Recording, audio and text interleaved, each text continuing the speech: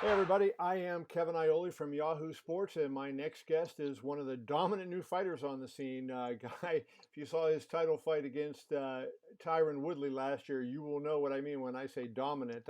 Not shocked that Kamaru Usman defeated Tyron Woodley. I was stunned by the one-sided nature of that fight. Kamaru, how you doing, pal? I'm doing well. How are you, Kevin? I am awesome. You have now two really big back-to-back wins. Of course, coming off that win, I put a little smile on your face over Colby Covington, and I think a lot of people's faces. You know, Colby was kind of doing his best to get under people's skin. Did it feel good in that fight to be able to not just win the fight, but to stop him? Yeah, it felt good. Um, Partly because of, nowadays we kind of live in this nature to where it's the guy that's barking is they're just Right. barking for all that attention. And they did it in all the wrong ways. He was barking as loud as possible to try to get me rattled, to make me, come out of myself and come out of, my character. And it felt good to go in there and show them that it doesn't matter what you do. At the end of the day, when we step in there, it's you and me, and I will prevail. And getting that done in the fashion that I got it done was extremely satisfying. Was in the early part of the fight, were you surprised at how good he was? I mean, I was a little surprised at his boxing skills. It seemed like his hands were better than I thought they might be. I wouldn't say I was surprised. I would say it shocked me his willingness to engage with me Right. in that fashion. So yeah, it shocked me, and it took me a little bit to kind of adjust to what he was doing and his game plan. And but once I adjusted, we saw what the result was. Right. But he's I always knew he was tough. That's something that, and I said it leading up to the fight. That's a fight that I had made friends with in my head. I knew that was going to be a tough test at some point down the line.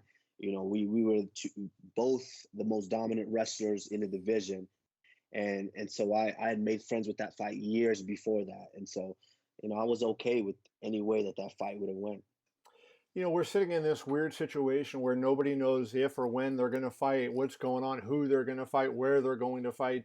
Probably as we're recording this, Dana White is somewhere trying to call the president and figure out what he can do. It's nuts. I know you had offered to step up and fight at UFC 249 when the news came out that it looked like Khabib Nurmagomedov was not going to be able to fight. Fill us in. Where does that stand? That was yesterday that you said you would be willing to fight. Where does it stand today, a little over 24 hours later? Actually, I this is Kevin. This is all took place last week. So I've said I had an inclination that it was trouble with the Khabib fight because Khabib was now stuck in Russia, Right. and so there he was doing everything possible to try to get out and get back here and get this fight going. But just like you mentioned, we don't know where the fight's going to take place. We don't know what's going to happen. So everything is kind of up in the air. I know Dana White is doing everything physically possible to try to make this happen as well. But so once I kind of had a inclination that was going to happen, I it just kind of it wasn't sitting right with me because first of all, my one of my good friends, who I consider a brother, Francis Ngannou, was just supposed to fight at the end of this month. He was supposed to be fighting last Saturday, Right. and And what would have been a unfortunately, hell that of a was fight? Yeah. I know, an amazing fight, and that fight was postponed.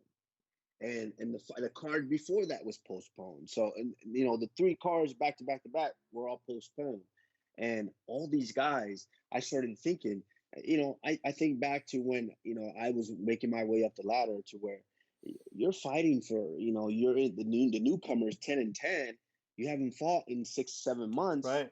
And this was a fight. You don't work a job. Everything is into your training and paying for your camps and all that. Right. And so now these guys are all in the hole, as well as the whole country right now. Right. Of course. And so I started thinking, what could I do to help? Extremely risky. A lot of people was going to say, why would you even do that? Like, Right. that doesn't even make sense. But I said, you know what? I'm willing to do it because I'm not fighting Superman. Right. I'm willing to do it. I'm fighting the guy that I myself and a lot of the country know that is just all hype. So I'm willing to do that. I'm willing to put my belt up to go in and save the event so every one of these guys can eat. Even my opponent, I'll let him make a paycheck on top of it as well. Your manager Ali Abdelaziz had said to me the other day that you would have been interested in Tony Ferguson if they wanted to keep Ferguson in the main event. Now, Tony Ferguson is an unbelievable fighter, and to see anybody step up and fight Tony Ferguson on that kind of notice is really an amazing thing. Would the same have held true? Would you have said yes if they said to you, "Okay, Kamaru, we want you to fight Tony Ferguson"? Yes, and that's actually what I texted Dana. I told him, "Hey, Dana, give me Masvidal or give me Ferguson. I'll step in and I'll save this event. I want to put my title on the line." And they said that they were working on it, but I could understand how the Ferguson one was kind of a easy pass for them because and not just them, Tony Ferguson as well. I would have had no reserve and no ill will or anything with him saying no. I mean, this is a guy that has worked tirelessly to remain at the top of that division and to fight for that title. He's earned the right to challenge for that title. And now me stepping in, bigger guy, and risking my title. And, you know, I understand him saying no. That's not a knock on him in any type of way possible. And so, you know, I understood that, you know, you just did a whole training camp. You know, you spent the training camps cost some money. I know. And it's not just, you know, not just physically, you know, draining yourself. These cost some money to be able to eat right and train right. And so, you know, I wanted to, you know, give him an opportunity to still earn his check. And so that's why I offered my services. But I completely understand Tony Ferguson saying no. But this other guy, you know, he, if you want to fight and you say that you're this so-called gangster, you're ready to fight anytime, any place, anywhere, let's make the fight happen, you know. I understand the rationale. You know, everybody wants to fight. You know, this is how you make your living, right? I get that. So, but putting that aside, let's talk about the sense of anybody fighting during this thing when every other sport is down. All the experts are, you know, yesterday, Dr. Fauci said from the National Institute of Health what there could be a couple 100,000 deaths in the U.S. and all this. And we're still learning about this virus. And even from a presentation standpoint, if you were to fight on April 18th and start working now, compared to if you were going to fight in a normal situation, the quality of the fight would be better, wouldn't it? So, you know, when you look at those negatives out there, you know, would you say, hey, maybe we are smarter just to say no and let's wait till everything is back to normal, whenever that might be? I mean, absolutely. Like, you know, to know that there's no deadly virus floating around out there and you have a full camp to get yourself in shape, mind, body, and spirit, and all of the above. Of course, that's a goal. That's what everybody wants. But I understand the situation as it is. I understand that there's a ton of people that are, you know, there's that are lacking, that need entertainment, and that's just one aspect of it. That's probably the least aspect. Right, correct. There's probably 26 guys that are going to be on that card, maybe even more. Need their paydays. 26 guys, yeah, that need that. And I understand when I was making 15 and 15 and 10 and 10, you know, I didn't fight for 5 months and now I'm banking on this fight, and then all of a sudden there's no fight and there's no telling when there's going to be fights again. And on top of it, 3 cards has already been postponed. Right. So those guys need fights. So when are you going to fight again? No one knows that. And so to be able to go in and actually just kind of save those guys and get them a paycheck, that was a big the big deciding factor for me to step in there.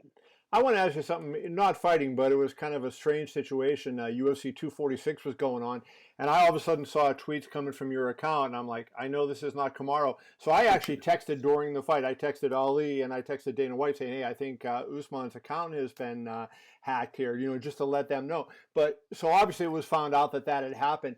Did any damage occur to you as a result of that? Did you lose any money, or, you know, did you have any identity theft or anything like that you've had to deal with?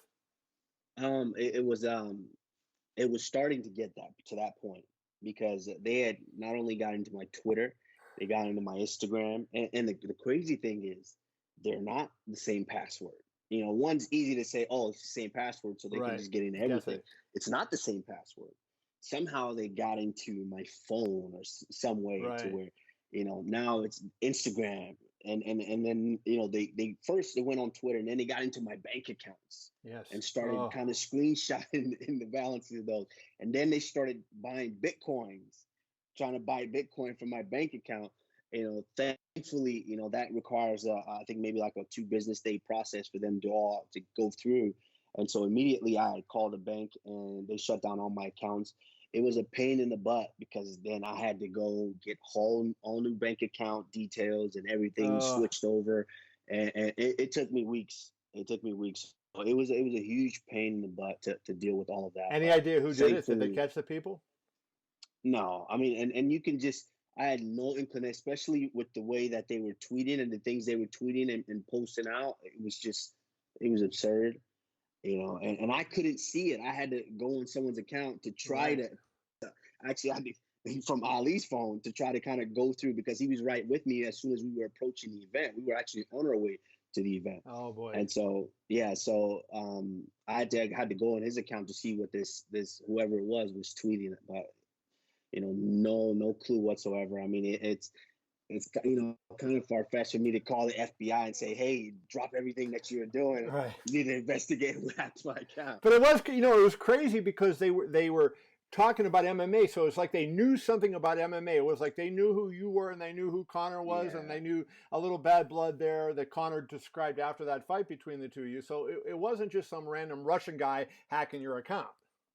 yeah, and that was the crazy part about it is, yeah, they knew MMA, but I mean, obviously, if you hacked me, you know who I Right. am and what, and so it was a crazy situation, and especially the timing of it. That was what was strange to me.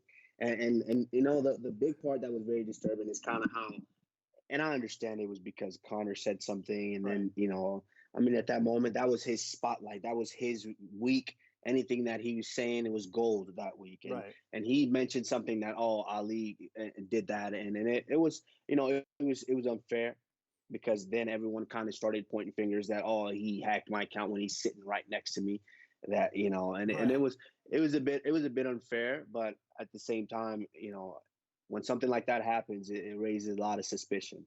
Yeah, it was crazy. I mean, that was a nutty thing. Well, I'm glad that you got everything straightened out and that you didn't lose, but what a nightmare. Let's look at the future then.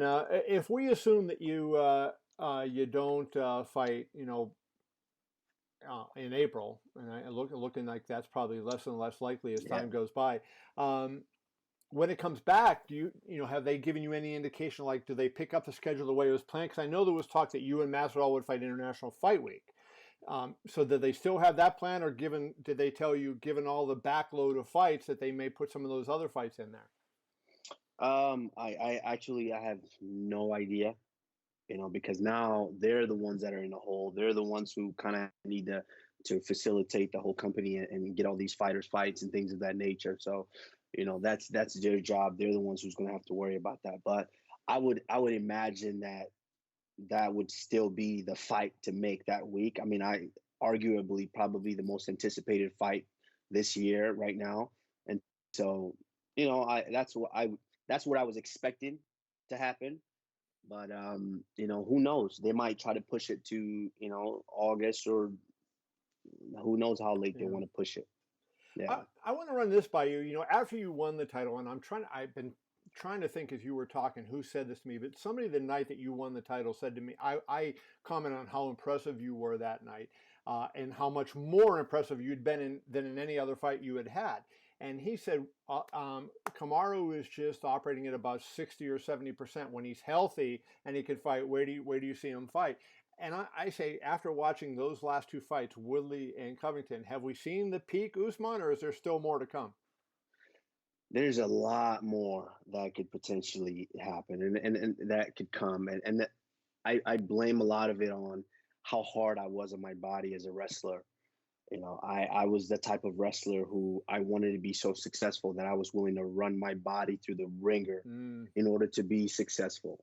And now that leaves a lot of wear and tear on your body, to where when you're young, you don't really think about it. You right. just go, go, go, go. And that's what I was. I would get up at 6 a.m., head to the campus every morning and run get on the treadmill and just run, or get on the spin bike and just go crazy to try to, keep my condition and my body up before going to classes, Right. before having practice later on that day. And so just doing that, and then eventually going to the Olympic Training Center, do what I could there to try to, because I started wrestling a little later than most guys. Right. Most guys have been wrestling since they were kids, and I started in high school. So in my mind, I had to do whatever, anything possible to potentially try to make up that ground. And partially what that did is just the wear and tear on my body. And then now coming into MMA, it's like, I'm like, oh my God, if I had my 25, 26-year-old body while I'm doing this, oh man, where would I be in the sport? And so I'm just thankful. I'm thankful for the way that I'm able to still operate. I'm still able to actually step in there and do what I've grown to love. And so, I'm just thankful, but I know that there's a lot more that I could be putting out had certain things gone different. That is awesome.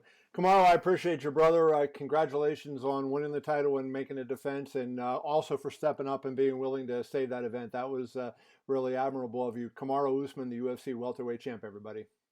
Thank you.